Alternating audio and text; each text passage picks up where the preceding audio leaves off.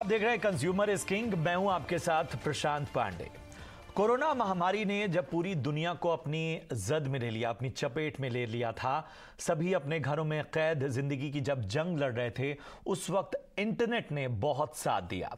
घरों में कैद लोग दुनिया से जुड़ पा रहे थे, वर्क फ्रॉम होम के जरिए अपना काम भी संभाल रहे थे और तभी इंटरनेट पर हमारी निर्भरता ज्यादा बढ़ गई। दुनिया डिजिटल हो रही थी।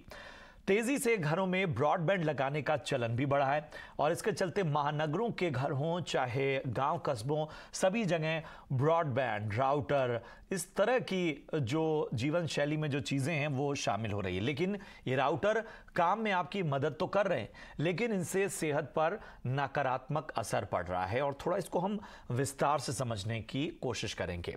और ये चिंता इसलिए है क्योंकि ये परेशानी सिर्फ इसलिए नहीं है क्योंकि लोग इंटरनेट का ज़्यादा इस्तेमाल कर रहे हैं, छोटे बच्चे, हमारे जो नौनिहाल हैं वो ज़्यादा इंटरनेट का इस्तेमाल कर रहे हैं, बल्कि ये चिंता इसलिए है क्योंकि इंटरनेट का ऐसे वक्त में इस्तेमाल जहां से आपको कहीं ना कहीं इंटरनेट से डिस्कनेक्ट हो जाना चाहिए, वो आपको धीरे धीरे बीमार बना रहा है। अब हो क्या रहा है वो हम आपको समझाने की कोशिश करते हैं। रात को अगर आप वाईफाई के इस्तेमाल को करते हैं तो आपकी सेहत पर किस तरह का नेगेटिव इंपैक्ट पड़ रहा है, इसको हम समझने की आज कोशिश करेंगे। वाईफाई के इस रेडिएशन से बचा कैसे जाए ये हम जानने की कोशिश करेंगे। बचपन पर जैसा मैंने कहा कि ये जो इंटरनेट का बहुत ज़्यादा इस्तेमाल है, ये हमारे जो किड्स हैं उनको किस तरह से नुकसान पहुंचा रहा है, उसको समझने की कोशिश करेंगे। क्या वाईफाई वाकई इतना खतरनाक है जितना बताया जा रहा है? जरा हम इसको भी बहुत ही स्पष्ट करने की बात यहाँ रखेंगे और भी पहलुओं को हम समझने की कोशिश करेंगे। और हमारे साथ एक्सपर्ट्स का एक बहुत ही शानदार पैनल इस वक्त मौजूद है। जरा मैं परिचय करा दूं आपसे। तो हमारे साथ हैं डॉक्टर विष्णु पाणिग्राही साहब। आप हैं ग्रुप हेड मेडिकल स्ट्रेटजी और ऑपरेशंस से फोर्टिस हेल्थ केयर से। विष्णु सर, बहुत बहुत स्वागत आपका। ईटी नाउ स्वदेश पे हमारे साथ निखिल चावला हैं जो कि जाने माने गैजेट एक्सपर्ट हैं। निखिल सर, आपका भी बहुत बहुत स्वागत। और डॉक्टर गौरव मल्होत्रा हैं, सीनियर कंसल्टेंट हैं radiology Shri Balaji action medical institute नई दिल्ली में। आपका भी सर बहुत बहुत स्वागत था। चूंकि बात रेडिएशन की हो रही है, चूंकि बात इस नई रिसर्च की हो रही है, तो मेरा ये पहला सवाल यही है कि इस रिसर्च से, इस स्टडी से लोग कितना इत्तेफाक रखते हैं। तो अपने दर्शकों की जानकारी के लिए बता दूं कि जो स्टडी आई है, जो रिसर्च आई है, उसमें यह कहा गया है कि रात को सोते वक्त अगर आपके घर में वाईफाई ऑन है तो ये आपके सेहत के लिए ठीक नहीं है, ये आपकी सेहत को धीरे धीरे नुकसान पहुंचा रहा है और इसलिए वाईफाई को बंद करना ज्यादा बेहतर रहेगा। डॉक्टर गौरव, मैं आपके पास इसलिए पहले आना चाहूंगा क्योंकि ये जो पूरी रेडिएशन और बाकी चीज़ों की बात होती है, ये मशीनी जो दुनिया है, इसको बड़ा आसान भाषा में समझना होगा।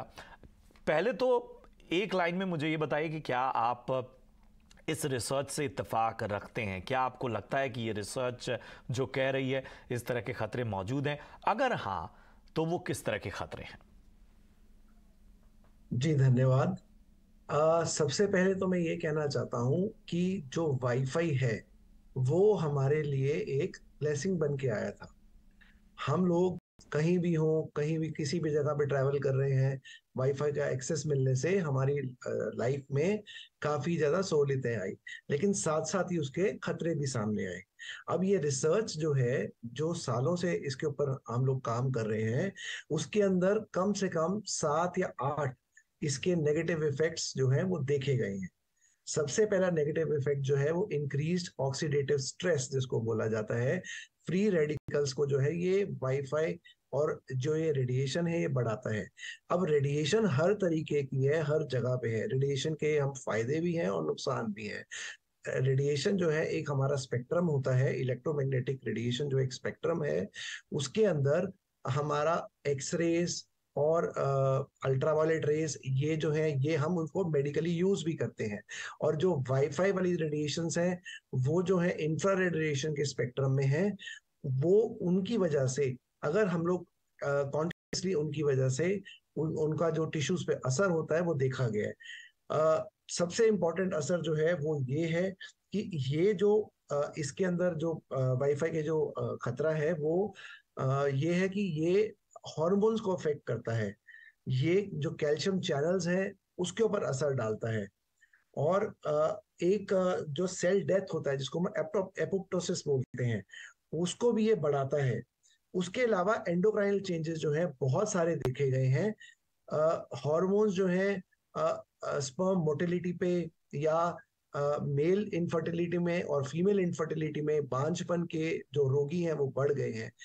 बच्चों के ऊपर इसका असर देखा गया है ऐसे कि उनका मेमोरी और अटेंशन जो है वो अफेक्ट हो रहा है। अगर जो मदर अगर प्रेग्नेंट है और उस टाइम पे वो बहुत ज्यादा मोबाइल यूज करती है तो जो डिलीवरी के बाद बच्चे के ऊपर असर देखे गए हैं। अब ये सारी रेडिएशंस का जो असर है वो दो चीजों पे है, इसकी डोज पे और इसकी स्ट्रेंथ पे।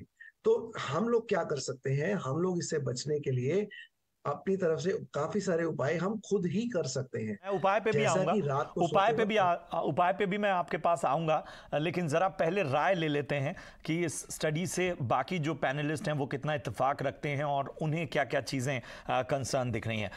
विष्णु सर, मैं आपके पास आना चाहूँगा। आप बताएं, आप मानते हैं कि इतना बड़ा खतरा है वाईफाई का रात में ऑन रहना और इंटरनेट का जो इस्तेमाल है रात में ज़्यादा करना, ये क्या आपको लग रहा है कि वाकई ये हमारी सेहत के लिए ज़्यादा तकलीफदेह बनता जा रहा है? मैं पहले ईटी को धन्यवाद देना चाहता हूं कि ये पब्लिक को बता रहे हैं। ऐसा नहीं है कि अचानक रात में ही आज ये शुरू हुआ है। 2011 में वर्ल्ड हेल्थ ऑर्गेनाइजेशन एक एडवाइजरी ने ये किया था कि लॉन्ग टर्म एक्सपोजर, इसको एडवर्स हेल्थ इफेक्ट्स होता है। तो ऐसा 2011 और आज 2023 हो गया, तो 12 साल पहले हुआ था। एंड आप सही बोल रहे थे कि कोविड के टाइम में हर कोई वर्क फ्रॉम होम है तो इंटरनेट एप्लीकेशन बहुत बढ़ गया। एंड मोस्ट इम्पॉर्टेंट जो चीज़ है आपका, जो आप शुरू से बोले थे कि जो वाईफाई राउटर है वो सबसे खतरनाक है, in the sense that because वहाँ से जो इलेक्ट्रोमैग्नेटिक रेडिएशन जो होता है, टू टाइप्स ऑफ ए है। एक तो आप जो डॉक्टर गौरव जो बोल रहे थे सूर्य किरण से जो अल्ट्रावायलेट रेज है, एक्सरे का है, ये सब आयोनाइजिंग रेडिएशन होता है। ये जो होता है जो राउटर से आता है, जो हम वाईफाई वाला जो बात कर रहे हैं हम लोग, ये नॉन आयोनाइजिंग रेडिएशन है। लेकिन लॉन्ग टर्म एक्सपोजर जैसे होगा, इसका देखा गया है कि कुछ कुछ चीज़ डॉक्टर गौरव बोल चुके हैं, बट सबसे इम्पोर्टेंट मैं बोलूँगा कि ये जो हमारे ब्रेन के अंदर एक पीनियल ग्लैंड है, उसमें वो एक हार्मोन सीक्रेट करता है, उसका नाम है मेलाटोनिन। तो ये क्या करता है, उसके ऊपर प्रभाव करता है। तो वो जब करता है तो मेलाटोनिन का सीक्रेशंस कम हो जाता है। तो उसमें मेलाटोनिन नींद के लिए हमको हेल्प करता है। तो जो स्लीप अगर ठीक से नहीं होगा, नींद ठीक से नहीं होगा, तो बॉडी भी बीमार होगा। तो this is most important is that sleep disorder होता है, ब्रेन फॉगिंग होता है। एंड डॉक्टर गौरव बाकी लोग जो बताया अभी, आपका जो सेल के ऊपर जो ऑक्सीडेटिव ये डैमेज होता है, सुपर ऑक्साइड जो आता है, तो वो एक है। तो मोस्ट इम्पॉर्टेंट जो है कि दैट सबसे कैसे हम लोग इसको ये करें। और जो फर्टिलिटी के बता रहे थे, स्टडी भी देखा हुआ है कि जो लोग यूज नहीं कर रहे हैं राउटर और एक्सपोजर नहीं है, उनका स्पर्म काउंट कम होता है। जो जो जो नहीं करते हैं उनका स्पर्म काउंट ज्यादा होता है। सो ये सब देखा हुआ है, बट ये सब लॉन्ग टर्म एक्सपोजर का है। सबसे इंपॉर्टेंट है कि प्रोटेक्शन है, दूरियां अगर रहेगा तो इसमें एडवांटेज है। तो जितना नियर रहेगा आपका जो राउटर, लॉन्ग टर्म एक्सपोजर से डैमेज ज़्यादा होगा। तो इसीलिए कि ये मोस्ट इम्पॉर्टेंट है कि ये राउटर आप जो अगर भी है, इसको आप दूर रखिए। आपका जो जहाँ सबसे ज़्यादा टाइम आप घर में रहते हैं, बच्चे लोग रहते हैं, बच्चे लोग से दूर तो रखना है, बेडरूम में नहीं रहना चाहिए। और जो आप पूछ रहे थे अभी, इसका भी सोल्यूशन है, रात में आप राउटर बंद कर सकते हैं, स्विच ऑफ कर सकते हैं अगर काम खत्म करने के बाद। तो ये सब कुछ कुछ ये कर सकते हैं आप। बिल्कुल, बहुत बहुत छोटे छोटे बदलाव हैं और इसको और ज़्यादा विस्तार से हम समझने की कोशिश करेंगे। और जाहिर सी बात है, जब गैजेट्स पर सवाल उठ रहे हों तो गैजेट एक्सपर्ट की राय भी जानना बहुत ज़रूरी है। निखिल, आप किस तरह से देखते हैं? और बात अगर रात में वाईफाई ऑफ करने की है तो हम ये भी देखते हैं कि बहुत सारी कंपनियां जो हैं जिनका ऑपरेशन पूरी रात होता है, और वहाँ पर तो हम देख रहे हैं कि जो वाईफाई है या जो पूरा इंटरनेट सिस्टम है वो और ज़्यादा स्ट्रांग है। घरों में भी हम देख रहे हैं कि लोग लंबे वक्त तक रात में होम एंटरटेनमेंट हो, लोग वेब सीरीज़ हैं, फिल्में हैं, वो देर रात तक देखते हैं, या बहुत जिसको आजकल एक टर्म बिंज वॉच कहा जा रहा है, वो भी आजकल यही माना जा रहा है कि वो पूरी सुबह तक कई लोग लंबी लंबी वेब सीरीज़ देखते हैं। और इसके अलावा हम देखते हैं कि बहुत से लोग अपना काम का उनका तरीका ऐसा है कि रात में राउटर उनको ऑन रखना पड़ता है। फिर रास्ता क्या है इसका? क्या क्या किया जाए?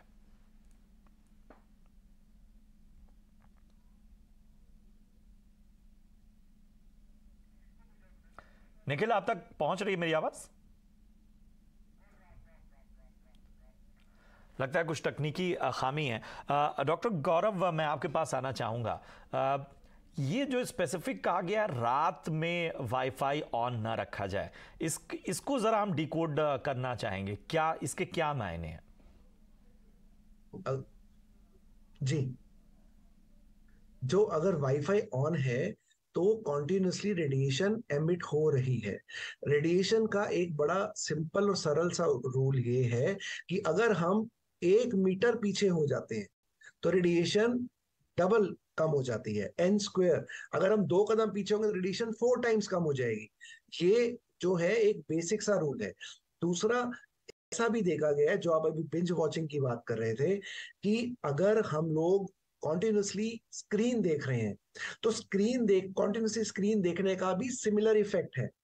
अगर हम लोग कॉन्टिन्यूसली हमारी आईज और हम लोग उसको एक्सपोज्ड हैं तो हमारी कैल्शियम की जो चैनल्स हैं, जो कैल्शियम ओवरलोड हो जाता है, जो कैल्शियम गेटेड चैनल्स हैं वो कैल्शियम की प्रोडक्शन बढ़ा देती हैं। उसकी वजह से हमारे शरीर के अंदर एक नाइट्रिक ऑक्साइड नाम का पदार्थ जो है वो और बढ़ जाता है।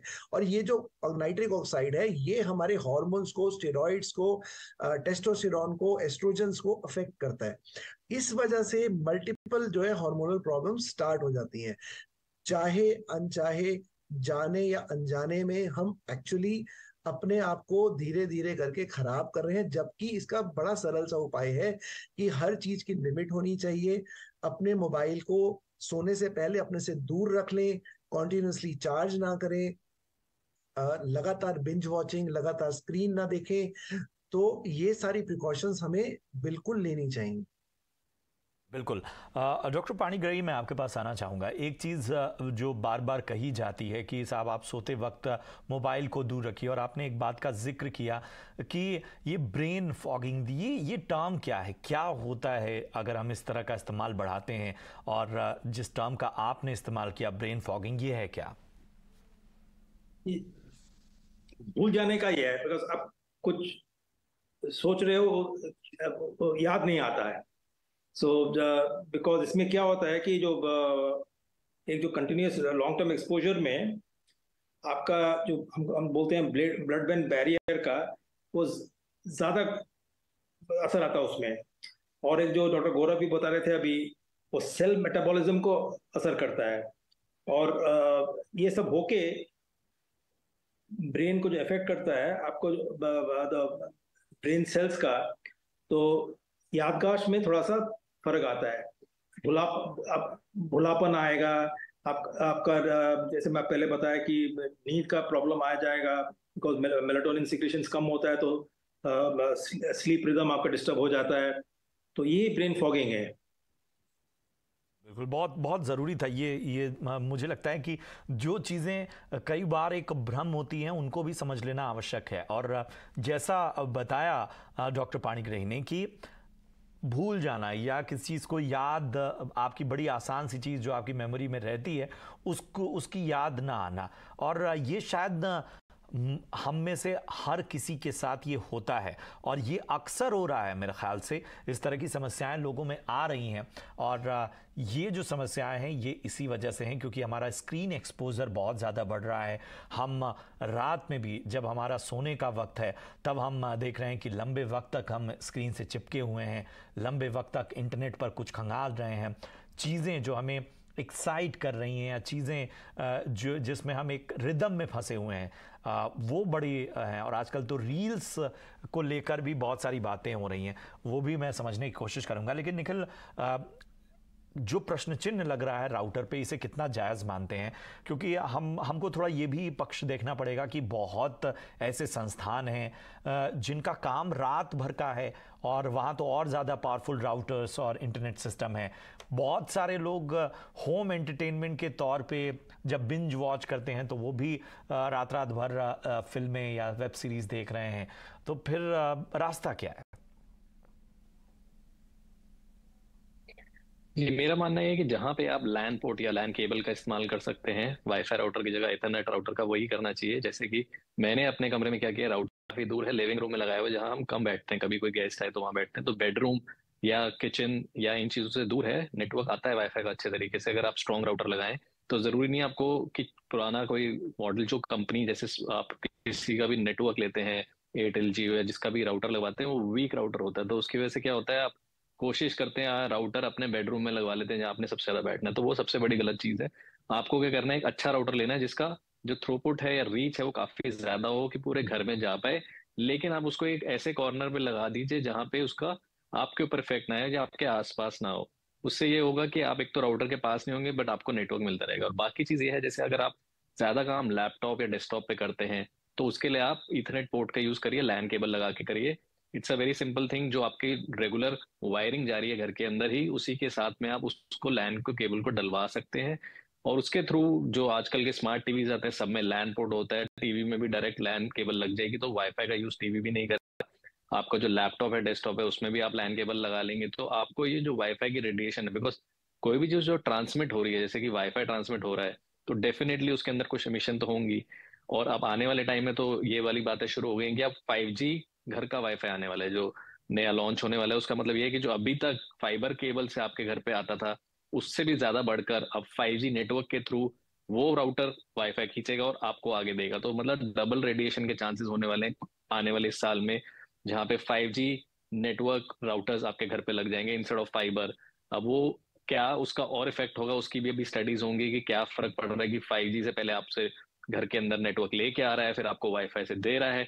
तो ये चीजों का फर्क पड़ेगा। और कुछ ऐसी चीजें होती हैं जो आपको कनेक्टेड, जैसे लोगों के घर के सिक्योरिटी कैमराज हैं या वो कुछ है, वो भी काफी इंटरनेट से ही चलते हैं, बट उसके अंदर भी ये फायदा है कि आप लैन पोर्ट लगा सकते हैं। बाकी जैसे आपने बात करी आजकल रील का जो चल गया कि रात को सोते सोते आंख भी बंद हो रही है, लोग लगे हुए हैं उसको डूम के, बट आप कुछ नया ढूंढते रहेंगे, करते रहेंगे करते रहेंगे। तो इन चीजों के लिए आपको ये करना पड़ेगा कि आपके स्मार्टफोन चाहे एंड्रॉइड हो चाहे iOS हो, ब्लू लाइट फिल्टर ऑन कीजिए, जिसके अंदर जो ब्लू लाइट एमिशन होती है वो बंद हो जाए और आपके आंखों पे ज्यादा इफेक्ट ना पड़े, ब्रेन पे ज्यादा इफेक्ट ना पड़े। और साथ में एप्स को लॉक लगाना शुरू कर दीजिए कि लिमिट हो जाए। जैसे आपका दिन में 2 घंटे या 1 घंटे का सेट कर ले कि इंस्टाग्राम से ऊपर मैं नहीं कर पाऊँ, तो एंड्रॉइड iOS में दोनों में ये फीचर है कि वो आपको यूज नहीं करने दे, आपको रिमाइंड करे कि आपने 1 घंटा यूज कर लिया, अब उससे ऊपर आप ना यूज करें। तो ये सारी चीजें जो है बहुत इंपॉर्टेंट है to keep in mind that कि आप ये सब चीजों को अवॉइड करके एमिशन जो हो रहा है, जो आपको इफेक्ट कर सकता है, वो ना करें। बिल्कुल, बहुत अहम सलाह आपने दी है कि हमें अपनी कुछ सीमाएं तय करनी होगी। हमें खुद पर एक तरह का अनुशासन, एक सेल्फ रेगुलेशन लगाना होगा, तभी जाके हम इन दुष्प्रभावों से बच सकते हैं। डॉक्टर गौरव, एक चीज़ मैं समझना चाहूँगा, और वो कंसर्न इसलिए ज़्यादा है क्योंकि इसमें गर्भवती महिलाओं और ख़ास तौर पे ये भी कहा गया है कि इनफर्टिलिटी की समस्या जो है वो बढ़ रही है। क्या कारण है? मतलब क्या वो कारण इसलिए हैं क्योंकि जो हम इंटरनेट के थ्रू या स्क्रीन टाइम जब हम गुजार रहे हैं तो वो हम एक अलग तरह के डायमेंशन में जा रहे हैं जहां हमारा ब्रेन अलग तरह से फंक्शन कर रहा है, या ये प्रभाव उस गैजेट का भी है, या ये दोनों साथ में है? जो आप बात कर रहे हैं, सबसे पहले सबसे इम्पोर्टेंट ये है कि जो पहले फर्स्ट ट्राइमेस्टर ऑफ प्रेगनेंसी जो होता है, फर्स्ट ट्राइमेस्टर का अर्थ है पहले 12 हफ्ते प्रेगनेंसी के, बहुत ही ज्यादा इंपॉर्टेंट है, क्योंकि सारे ऑर्गन्स का डेवलपमेंट पहले 12 से 15 हफ्ते के बीच में कंप्लीट हो जाता है। उसके बाद सिर्फ सेल्स ऐड होते हैं। जो ब्रेन का डेवलपमेंट है, जो पूरे ऑर्गन्स का डेवलपमेंट है, वो पहले 12 हफ्ते में कंप्लीट हो जाता है बॉडी का। तो पहले फर्स्ट ट्राइमेस्टर ऑफ प्रेगनेंसी के अंदर बहुत ही ज्यादा हमें ध्यान रखना चाहिए इन चीजों का। अंदर ही अंदर जो है ये स्टडीज प्रूव हो चुकी हैं कि ये डीएनए तक को इफेक्ट करता है। जो ऐसा देखा गया है कि जो प्रेग्नेंट मदर्स हैं वो अगर इस्तेमाल करती हैं ये सारे गैजेट्स या कॉन्टिन्यूसली स्क्रीन्स इस्तेमाल करती हैं या देखती हैं, तो उनके जो पोस्ट नेटल डिलीवरी जो बच्चे होते हैं उसके अंदर कुछ एबनॉर्मेलिटी जो आने का खतरा रहता है। उसके उसकी वजह से हमें ये पहले से ही प्रिकॉशन लेनी है कि हम लोगों को अब इन एक्चुअली जो सारा रेडिएशन है उसका बेसिक प्रिंसिपल ही दो है, strength of the signal and distance from the signal. अब स्ट्रेंथ ऑफ द सिग्नल के लिए भी आप जानते हैं कि 5G का स्ट्रेंथ और ज्यादा बढ़ जाएगा। हम लोग क्या कर सकते हैं, डिस्टेंस सिग्नल को हम मॉडिफाई कर सकते हैं। दूसरी बात, जहां तक आप बोल रहे हैं जो हार्मोनल इम्बैलेंसेस का, वो जो है सबने बताया है, मेलाटोनिन है और एपिनेफ्रीन है। ये सारे हार्मोन्स जब अगर किसी व्यक्ति में ऑल्टर होना स्टार्ट हो जाते हैं तो उसके जो बॉडी के जो रिएक्शंस हैं वो चेंज होते हैं। उसी वजह से फॉगिंग है, उसी वजह से ऑल्टर्ड लर्निंग है, ऑल्टर्ड मेंटल अच्छा एबिलिटीज। डॉक्टर मैं माफ कीजिएगा, मैं आपको बीच में रोकूंगा। ये जो इम्बैलेंस हैं, क्या इनको भी मापने के तरीके हैं? क्या व्यक्ति को या जो भी व्यक्ति इस तरह की समस्या से जूझ रहा है या उसे लग रहा है कि उसे इस तरह की दिक्कत है, क्या इनको भी टेस्ट करने के तरीके हैं? सामान्य तरीके हैं या कुछ एडवांस टेस्ट के लिए जाना पड़ता है? अगर हम लोग स्ट्रक्चर देखा जाए तो स्ट्रक्चर में कोई फर्क नहीं आएगा, लेकिन जो फंक्शनल है, स्ट्रक्चरल एंड फंक्शनल ये दो एलिमेंट्स हैं। स्ट्रक्चर जो है वो सेम ही रहेगा, लेकिन उसका फंक्शन है। हम जैसा कि इनफर्टिलिटी है, आप ये देख रहे हैं over a period of years, हमने देखा है कि मल्टीपल इनफर्टिलिटी के क्लिनिक्स खुल रहे हैं। ये इसलिए हो रहा है क्योंकि हमारे जो यंग कपल्स हैं वो लोग जो हैं इस रेडिएशन को एक्सपोज्ड है, इलेक्ट्रोमैग्नेटिक रेडिएशन को एक्सपोज्ड है। तो ये खतरे इनडायरेक्ट वे में हमें दिखते हैं। डायरेक्टली नापने के लिए जो है और स्टडीज हमें अभी करनी पड़ेगी इसके ऊपर। बात आपने कही, समय कम है, माफ़ी चाहूँगा डॉक्टर गौरव, मैं आगे शो में इस चर्चा को आगे नहीं ले जा पाऊँगा, लेकिन मुझे लगता है कि हमने पूरी तरह से हर पहलू को आज कवर किया है। हर कोशिश कीजिए। माफ़ी चाहूँगा डॉक्टर पाणिग्राही, बहुत समय का अभाव है, वरना मैं आपके पास आता। बहुत बहुत शुक्रिया करेंगे अपने तमाम एक्सपर्ट्स का। गौरव, आपका भी बहुत बहुत शुक्रिया। इसके साथ ही निखिल, आपका